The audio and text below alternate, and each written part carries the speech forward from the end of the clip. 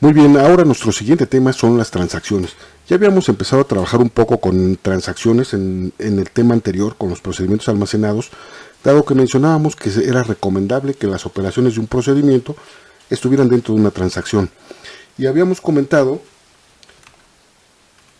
que una transacción era un conjunto de operaciones a la base de datos, es una secuencia de consultas y actualizaciones que se van a ejecutar como un todo o como una sola unidad. Estas transacciones se inician de manera implícita, pero deben terminar siempre con un commit o un rollback. El commit hace que todas las operaciones permanezcan en la base de datos y el rollback restablece todos los cambios que se ejecutaron por la transacción. Si una de las operaciones de una transacción falla, o sea, todo el trabajo que ya se hizo se debe deshacer con un rollback. Por ejemplo, transferir dinero de una cuenta a otra involucraría dos pasos. Habría dos operaciones por lo menos: retirar de la cuenta de origen y luego depositar en la cuenta de destino.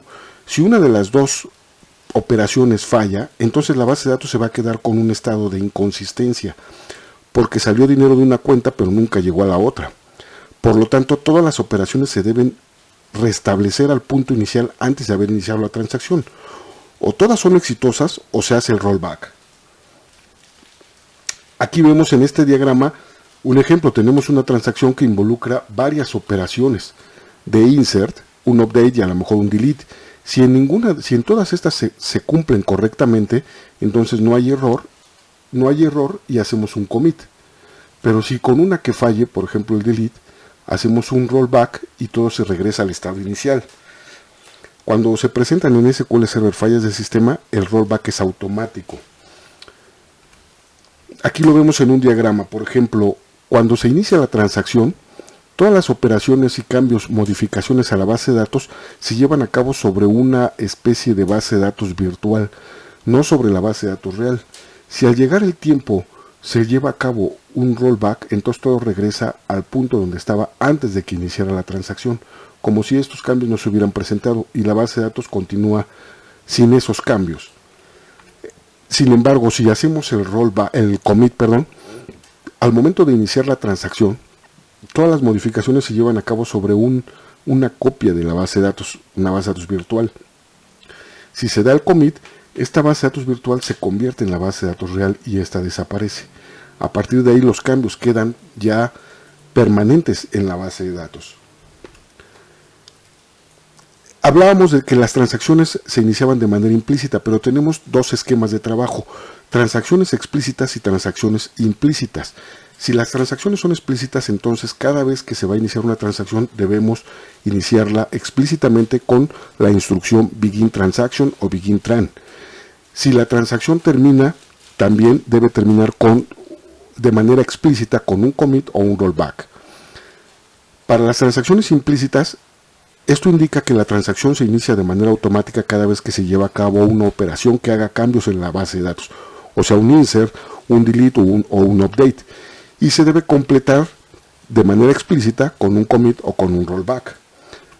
Para poder establecer cualquiera de los dos modelos, el modelo inicial, el de explícito, es el que está activado en SQL Server por defecto. Necesitamos iniciar la transacción utilizando el begin transaction, pero si queremos cambiar a las transacciones implícitas, lo haríamos con estas instrucciones: set implicit transactions on, y si lo queremos desactivar, cambiamos el on por el off: set implicit transactions off.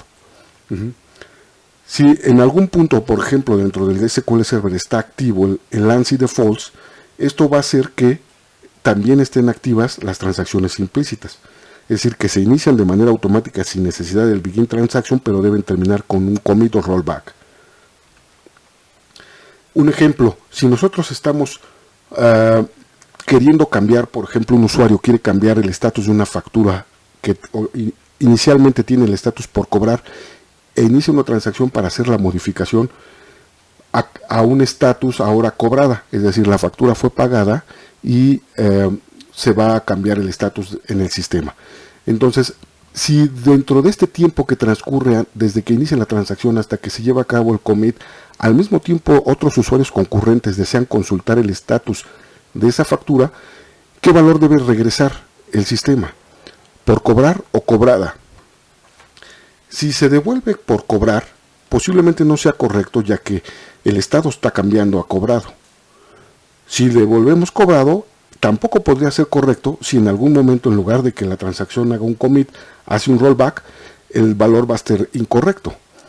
Es ahí en donde entran los esquemas de aislamiento que utilizan los sistemas gestores de base de datos para establecer cómo manejar la concurrencia cuando se inician las transacciones y quiénes pueden tener acceso a los datos que está afectando la transacción. El SQL Server lo que hace, por ejemplo, es bloquear la fila e impide que el acceso a los datos que está afectando la transacción los pueda tener otro usuario. O sea, el resto de los usuarios permanecen bloqueados hasta que ocurra el commit o el rollback. Ahí ya podrían ingresar a los registros. Para controlar cómo se van a afectar estos cambios o estos interbloqueos entre las transacciones, utilizamos el Set Transaction Isolation Level, que es el nivel de aislamiento de la transacción y lleva una opción, una alternativa. Hay varias opciones. De esta forma vamos a controlar cómo va a interpretar la transacción los bloqueos que ya existen y cómo va a generar nuevos bloqueos con las operaciones de lectura-escritura que esté llevando a cabo. Las opciones que podemos incluir en esta instrucción pueden ser Read Committed, Read and Committed, Repeatable Read, Serializable y Snapshot. El Read Committed es la opción por defecto que tiene SQL Server, y en este caso la transacción no puede ver los datos que están siendo modificados por otras transacciones. Permite que las otras transacciones puedan modificar los datos que se han leído, pero si ya están modificados ya no podemos tener acceso a esos datos hasta que exista el commit o el rollback. El Read and Committed, entonces, en este caso la transacción va a ser capaz de leer los datos que se están modificando por otras transacciones, pero que aún no han sido confirmados. Los podemos leer solamente mientras están siendo cambiados. Repeatable Read, la transacción no puede leer datos modificados por otras transacciones y de esta forma otras transacciones no pueden modificar datos que estamos leyendo. Es decir, aquí el interbloqueo no solamente es en la modificación, sino es desde el acceso de lectura a los registros. Serializable, en este esquema o en esta opción, las instrucciones no pueden leer datos que ya han sido modificados, pero que todavía no han sido confirmados con commit o rollback. Y ninguna otra transacción puede modificar los datos leídos por una transacción actual, ni tampoco insertar registros nuevos con valores clave que pudieran estar incluidos en un intervalo de claves hasta que la transacción finalice con un rollback o un commit. La opción Snapshot es la que utiliza por defecto Oracle, y esta lo que hace es que activa un versionado, es decir, lo que tendríamos son diferentes versiones del mismo registro utilizando un esquema de versionado. Estas instrucciones que se ejecutan dentro de la transacción no pueden ver las modificaciones de datos efectuadas por otras transacciones, pero lo que reciben es una copia coherente de cómo estaban los datos antes de que se iniciara la transacción. Esta es la forma, como decía, en la que opera Oracle y algunos otros gestores de bases de datos. Para activar la opción Snapshot, podemos hacerlo a través del Alter Database, el nombre de la base de datos, y establecer el Set Allow Snapshot Isolation On. De esta forma activamos ese esquema similar al que lo podemos utilizar en SQL Server, similar al que utiliza Oracle. Luego, dentro de las transacciones anidadas, podemos tener un esquema de transacciones secuenciales, una tras otra, iniciadas. O sea, es decir, una transacción puede contener otras transacciones de forma serializada. Pero, cuando anidamos varias transacciones, si hacemos un commit, este solamente va a afectar a la última transacción abierta. Sin embargo, un rollback va a afectar a todas las transacciones que estén abiertas en ese momento, a toda la secuencia de transacciones iniciadas.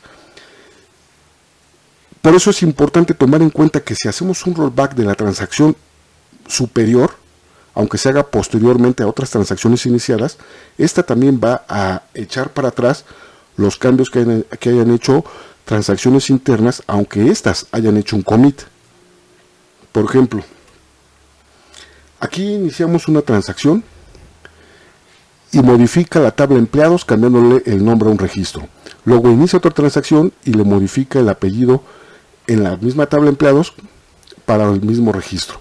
Puede ser algo distinto, sin embargo este es un pequeño ejemplo que inicia dos transacciones, una dentro de otra antes de que la primera haya concluido. Al hacer un commit, este commit solamente va a afectar a esta última transacción, es decir, solamente va a confirmar este cambio. Pero si después se presenta un rollback que representa esta transacción, va a echar para atrás todas, incluyendo esta que ya había hecho un commit. Esta restablece también las transacciones internas que hicieron commit. Luego, para poder controlar un poco más este esquema de en qué punto queremos restablecer un rollback, podemos utilizar puntos de guardado o de recuperación, que en inglés se conocen como save points. Estos nos permiten que las transacciones se puedan controlar por pasos y podemos hacer rollback solamente hasta el punto en donde se marcó un save point. Por ejemplo, en la misma transacción anterior tenemos aquí el inicio de la transacción, modificamos un registro en la tabla empleados, modificamos otro registro, o el mismo registro pero otro campo en la tabla empleados, y luego creamos un save point, que sería un save transaction, y le damos un nombre. Ese nombre puede ser cualquier cosa válida, ¿no? Con respecto al nombrado, es decir, sin espacios, etcétera, signos especiales, cosas así. Guardamos ahí un punto de guardado. Luego viene otra operación en la base de datos que actualiza la tabla u otra tabla, y podemos ahora, por ejemplo, establecer un rollback transaction, pero solamente hasta el punto 1. Esto lo que va a hacer es echar para atrás todas las operaciones que están después de haber hecho el save point y antes de llegar al rollback. Todas las operaciones que se encuentran aquí serían restablecidas, no toda la transacción, solamente hasta el punto de guardado. Y hacemos un commit después, entonces se confirman estas dos operaciones, pero esta se echó para atrás. Vamos a hacer un ejemplo en el SQL Server, pero ahora ya no vamos a seguir con la misma base de datos de los temas anteriores. Vamos a crear una nueva base de datos, una base de datos sencilla. Solamente vamos a tener 3 tablas, pero que adicionalmente nos va a permitir ver todos estos puntos de la transacción, los procedimientos almacenados y los triggers de manera más explícita. Vamos a poder ver todos los temas que hemos visto hasta el momento con esta base de datos. ¿Qué implica esta base de datos? Tenemos una entidad, este es nuestro diagrama entidad-relación, una entidad cliente, la entidad cuenta y la entidad movimiento. En cliente tenemos los atributos RFC, nombre y ciudad, con la clave primaria RFC, en cuenta el número de cuenta, el tipo de cuenta, que podría ser de ahorro, de cheques, de crédito, etcétera, y el saldo de la cuenta. Y por cada cuenta se generan movimientos que implican depósitos o retiros a la cuenta. Entonces tendríamos un ID del movimiento, la fecha y el monto. La fecha de la operación en que se llevó a cabo, ya sea un retiro o un depósito, y el monto. Si el monto es positivo, el movimiento es un depósito. Si el monto es negativo, el movimiento es un retiro. Nuestras cardinalidades en este esquema, tendríamos que una cuenta genera mínimo un movimiento, máximo n movimientos. Y cada movimiento pertenece solo a mínimo una cuenta, máximo una cuenta. Entonces la relación aquí es de 1 a muchos. En el caso del cliente, un cliente puede tener mínimo una cuenta, máximo n cuentas. Entonces una cuenta le pertenece a mínimo un cliente, máximo un cliente. La cuenta nada más es de un cliente. Esta relación también es de 1 a muchos.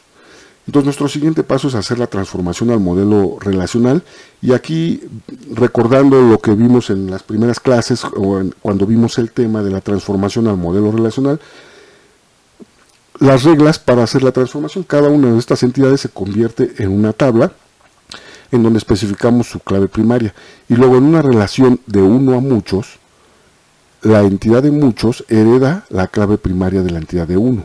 Entonces en cuenta tendríamos el RFC y en movimiento tendríamos el número de cuenta. El modelo relacional sería este.